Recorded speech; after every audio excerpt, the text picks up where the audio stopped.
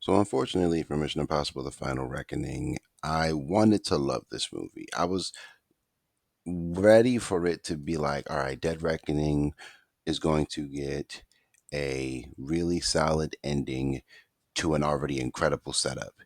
And based off of what I got from Final Reckoning, that's not the case. I think they copped out on it. I think they might have changed the villain halfway through process because Dead Reckoning didn't do too well in the box office. And in reality, it did do well in the box office. That movie was just hella expensive. The other problem is the fact that Dead Reckoning Part 1, or just Dead Reckoning, got kicked by Barbenheimer. So it was out for a little while and it was doing wonderful at the box office, but then Barbenheimer happened. So let's just throw that out there now. So I think they might have panicked and switched up and just made my man Esai Gonzalez the villain all the way through, with the entity kind of also being a thing, while also some other stuff. It was just a lot. It was just like the opening sequence, in my opinion, was really cool. And then the credits roll, and then we're into the movie. A lot of explanation, something else, a lot of explanation, something else. There's just so much built up. Like the first act is just a lot of sitting around talking and getting everything situated. Ethan's going through his little thing. Ethan's obviously also in hiding, which was clearly not the case at the end of Dead Reckoning.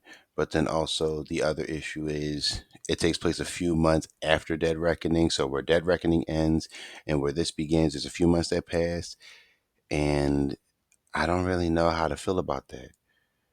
It felt like they were going for the wow factor of like, oh, it's been a few months and the entity has affected the world and nobody knows what's real anymore. And footage of issues in other countries and all around the world have been augmented in some kind of way.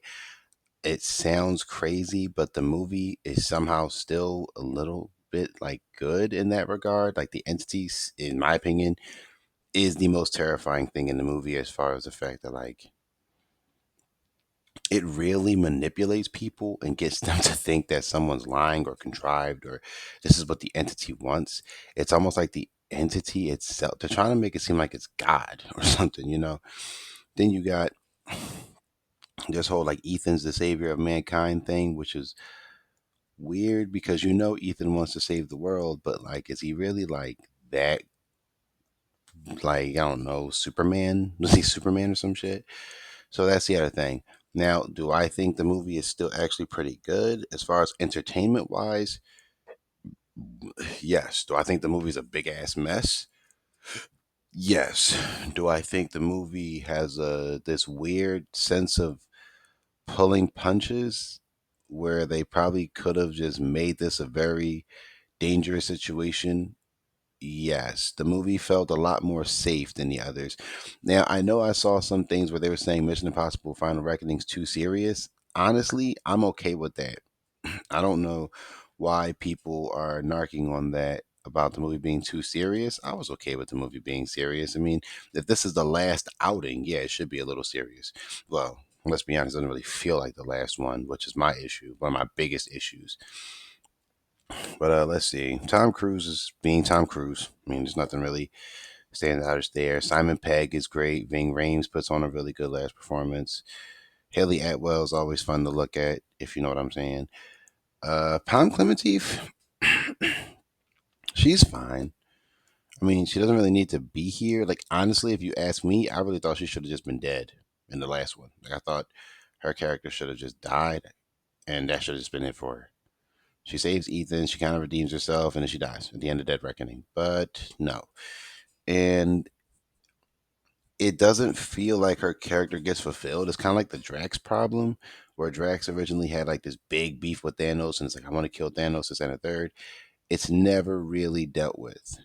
Doesn't really feel like it got fulfilled. And that's how I feel about this with Palm Clemente, because she wants to kill Esai Gonzalez. Doesn't really feel like achieved. And then there's this other thing where they try to slide the one cop bull that was with the other dude in the last one, and it just felt so weird that he was just randomly with the team. Then it's a lot, but there's one really cool thing that I liked about the movie was shit. There's a scene from the first one that is so hilariously put in because it has an important presence in the movie that I thought was really clever. And I really liked it too. I was like not too upset with that scene. I said, this is a really nice like situation. There's a lot of callbacks to some of the older ones, specifically one and three specifically. And I enjoyed the callbacks to one a lot because, this is the last one and the first one was 30 years ago. And I didn't really care for the ones from three, especially like the whole thing with what the rabbit's foot really was. I thought that was kind of dumb and it felt kind of forced. Like, it didn't feel natural to the plot for some reason. I was a little iffy on the whole Ethan Grace thing. I don't know if they were going for the fact, like, does she want Ethan all up in her? It's not really clear. Does Ethan want to get up in Grace? It's also not really clear there either. But it seems like there's some kind of romance there, which is weird because he clearly the whole I don't know, so the whole Michelle Monaghan thing is still out in the open. Even though, I kind of basically look at the Michelle Monaghan thing as like Ghost Protocol basically says he can't be with her, but he still loves her. So I guess he should just move on, but it's not really clear. It's never really clear. Like, really. Um, Other than that, the movie was just okay. I mean, I love the stunts. The stunts are always great. Tom Cruise is insane. And I figured with this one, this would have been like a Ethan's getting up there. Ethan's gonna retire. No, he doesn't retire. He actually still moves this, and he's just Ethan Hunt for the rest of his life. There's no over the hill. There's no man. This guy's losing it. Nothing. He's still just crazy, insane, in shape. Tom Cruise, Mission Impossible. It's Ethan Hunt, and it's the man's 62 years old. Like, it just is what it is. And I think the part that annoys me the most is that without really spoiling it when I say it doesn't feel like the final one, there's nothing that really ties anything. And also it just seemed like they left it open for another one. Like, if Tom Cruise says let's make Mission Impossible 9 in 10 years, he could just do it. And that's a problem. The movie in and of itself is fine. It's just Dead Reckoning was so entertaining, so well put together, set up a great thing, and then and then Final Reckoning happened, and it just didn't bring itself around. But I still don't hate the movie. Like, I still really like the film, probably because I just like action movies. But as far as this goes, it's my least favorite of the Cruise McQuarrie era, easily. Like, not even close, because like Ghost Protocol, amazing. Rogue Nation, bomb. Fallout, incredible.